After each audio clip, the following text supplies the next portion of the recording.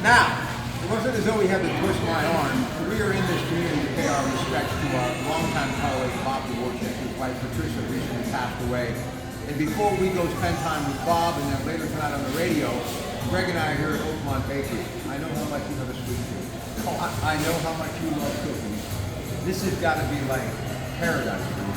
Well, I think I actually died on coming across the Holby Bridge when you allowed me to come in here. So a little slice of heaven for me right here. Listen, Diola's Law, Vantage Management Group, tell them about your law practice. Well, we have a really nice little law practice, not too big for anybody to handle. We do a lot of family law, a little bit of criminal stuff, and a lot of probate work. We'd like to be able to help families who've lost a loved one to get through that process of probating an estate and getting that all taken care of in their benefit. And he'll even meet you anywhere, even in your own kitchen. So reach out to Diola's Law.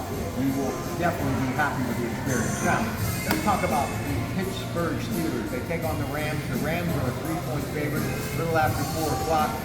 So how do you see this one unfolding? And when are we going to see Joey Porter full-time in the defensive secondary? I think that was coming pretty soon, but I think that the thing that everybody seems to be most excited about this week coming up is the return of Deontay Jones. And a little bit more of offensive firepower, hoping that maybe that gets Kenny Pickett into a chance to really kind of hit his stride, because they've struggled. Honestly, on offense, they're pretty fortunate to be where they are with the victories they've gotten. There's no way they should have won that Baltimore Ravens. When you look across the board and you see the Patrick Mahomes, the Josh Allen, the Jalen Hurts, the Justin Herbert, the Trevor Lawrence, who we're still waiting to see if he's going to go for Jacksonville tonight, do you think Kenny Pickett could even be in that conversation maybe a year or two down the road? We have this conversation a lot on the show. I'm a big Kenny Pickett fan.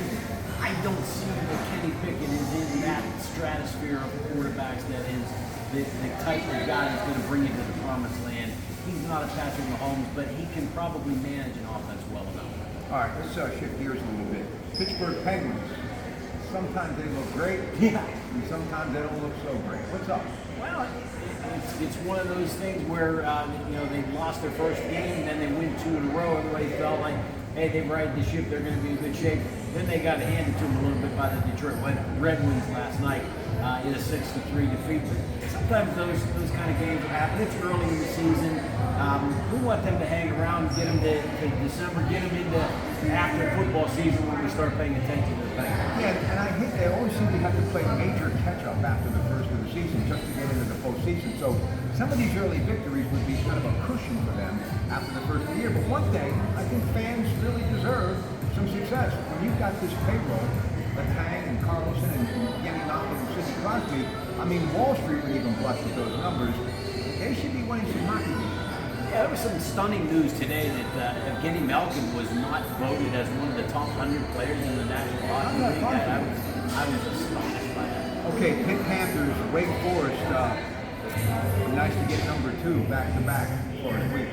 Well, we'll see if Christian Mayer had just a fluke moment, or if he's going to be a guy who can lead them. We talk about leading guys to the promised land. If he can be a quarterback who can get them to the point where they can be a competitive ACC contender, I don't think they can come back this year.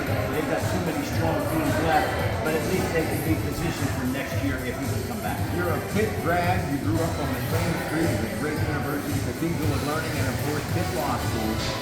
But did he wait too long, Coach Narduzzi? I will defend him because of a conversation that I had with my producer, Greg Finley, who's one real of a young sports guy who knows, saying about all that they committed to get him in. They needed the likeness dollars.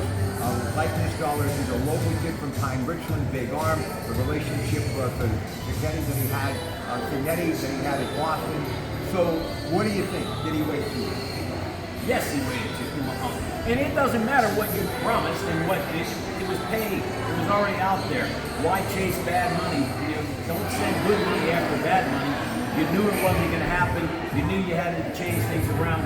I think there was at least one more victory in those cards had they made the switch early. Look, they've got some tough teams are ahead, including Notre Dame, who absolutely one week tremendous and not too tremendous. The next week, of course, Louisville, who the Pitt Panthers knocked off, is the same team that knocked off Notre Dame. But make no mistake about it, that's going to be one of many tough games for the football team.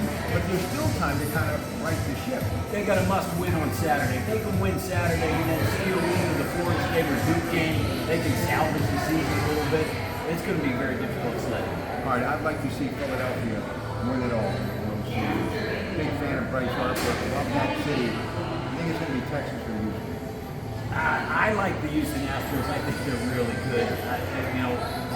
They got down in a hole, but they can climb out of that hole.